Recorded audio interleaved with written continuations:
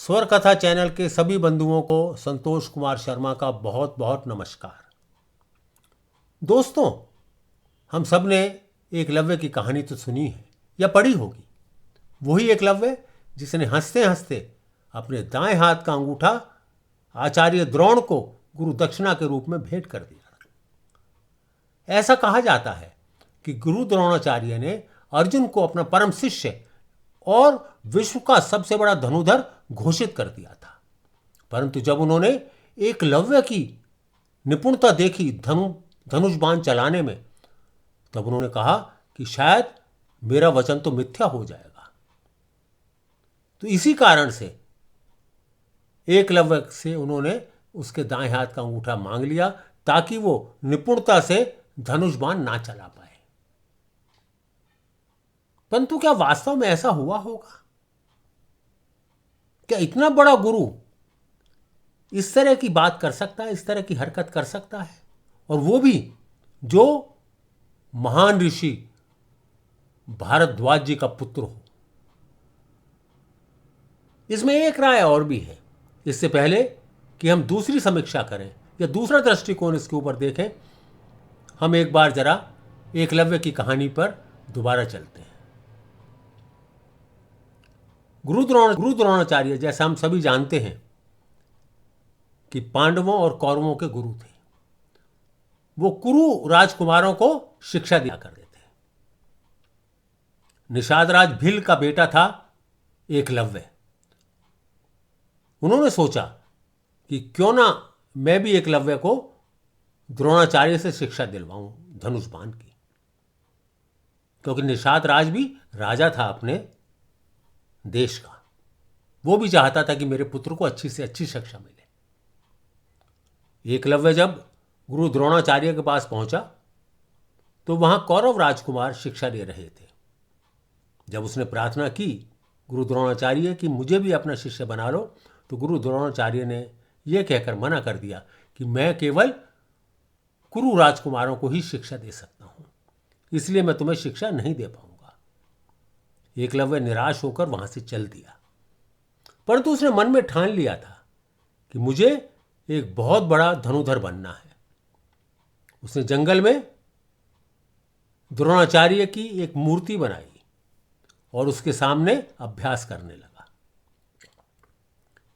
एक बार गुरु द्रोणाचार्य पांडवों और कौरवों के साथ वन में जा रहे थे।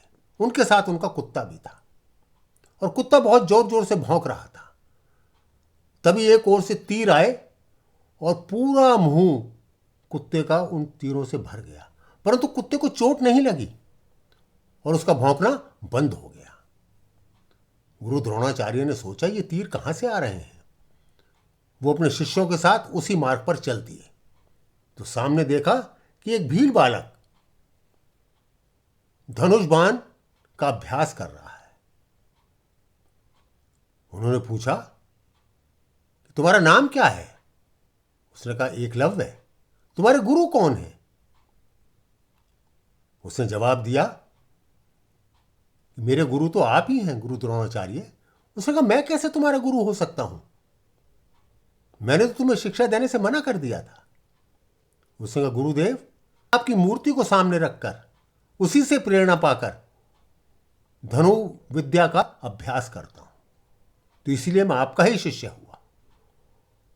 हमने इसके आगे यही सुना है कि द्रोणाचार्य घबरा गए, पांडव भी घबरा गए, कौरव भी घबरा गए। पांडवों ने सोचा कि गुरुदेव ने तो अर्जुन को अपना परम शिष्य घोषित किया हुआ है, यह कैसे नया शिष्य आ गया जो शायद अर्जुन से भी ज्यादा पारंगत है। और गुरु द्रोणाचार्य ने भी शायद ऐसा ही सोचा। तो उनके मन में एक उपाय आया कि क्यों ना इसका दाएं हाथ का अंगूठा ले लिया जाए, जिससे ये धनुष बाण ही ना चला पाए ठीक प्रकार से। और ऐसा ही हुआ। गुरु द्रोणाचार्य ने कहा, क्योंकि मैं तुम्हारा गुरु हूं, तुमने खुद कहा है, तो मुझे गुरु दक्षिणा देनी पड़ेगी, तो तुम्हें मुझे गुरु दक्षिणा देनी ही होगी। एकलव्य ने कहा, मुझे स्वीकार है, आप मांगिए गुरुदेव। द्रोणाचार्य ने कह दिया कि क्यों नहीं अपने दाएं हाथ का अंगूठा मुझे दे दो। एकलव्य एक बार तो सब खाया, परंतु उसने तुरंत अपनी कृपाण निकाली, हाथ का अंगूठा काटकर गुरुदेव के चरणों में समर्पित कर दिया।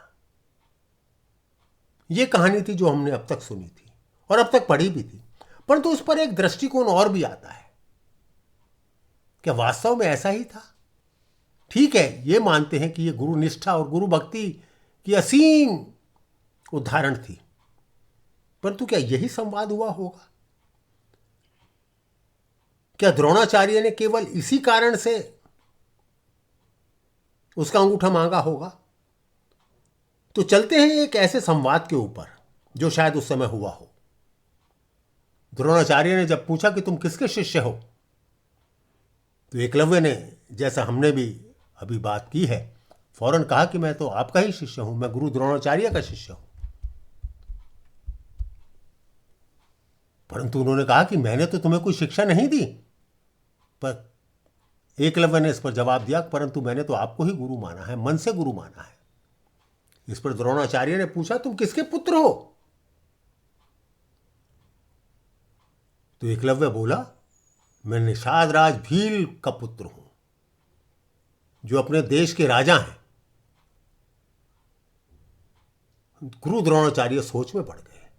उनका वही निषाद राज जो जरासंध का सेनापति है?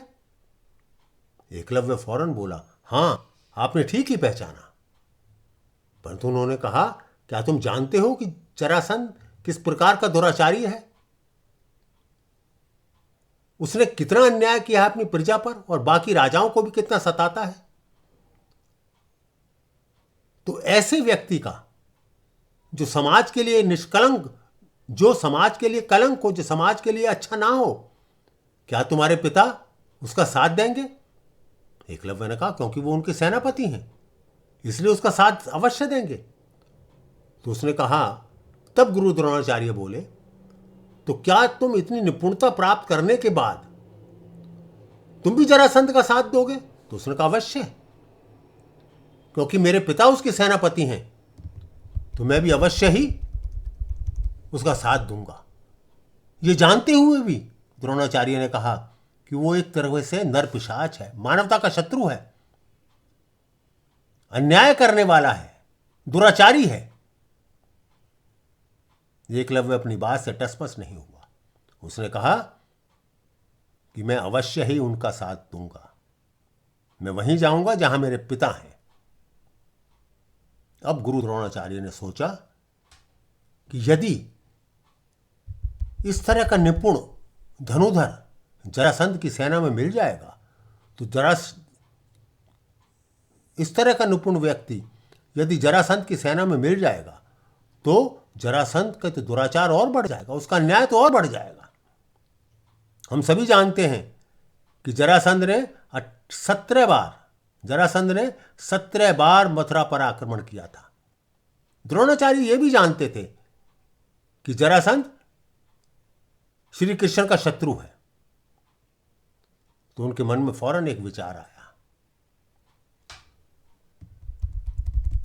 कि इसका अंगूठा यदि मैं ले लूं दाएं हाथ का गुरु दक्षिणा के रूप में, तो शायद ये इतना शक्तिशाली नहीं रहेगा, इतना निपुण नहीं रहेगा। द्रोणाचार्य ने एकलव्य से पूछा, क्योंकि तुमने मुझे अपना गुरु माना है, क्या तुम गुरु दक्षिणा देने के लिए तैयार हो? एकलव्य एक आदर्श शिष्य था। उसने तुरंत कहा, गुरु द्रोणाचार्य आप आज्ञा कीजिए। तब गुरु द्रोणाचार्य ने कहा कि अपने दाएं हाथ का अंगूठा मुझे काट कर दे दो।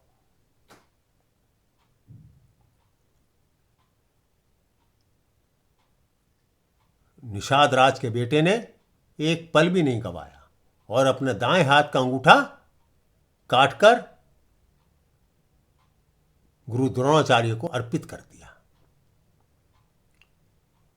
तो इससे यह दृष्टिकोण यह कहता है कि द्रोणाचार्य इस बात से परेशान नहीं थे कि उन्होंने अर्जुन को अपना सर्वश्रेष्ठ शिष्य घोषित कर दिया है और विश्व का महानतम धनुधर घोषित कर दिया है। वो इस बात से चिंतित थे कि इस तरह के जरासंध जैसे दुराचारी राजा की शक्ति नहीं बढ़नी चाहिए।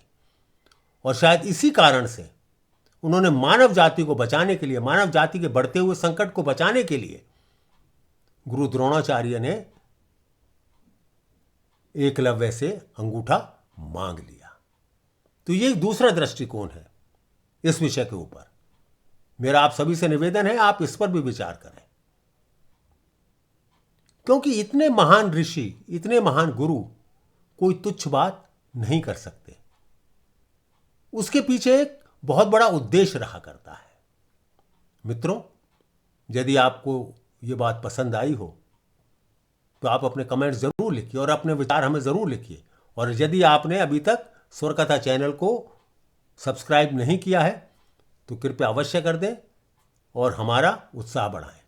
आप सभी का बहुत बहुत धन्यवाद। नमस्कार। फिर मिलेंगे किसी और कथानक के साथ।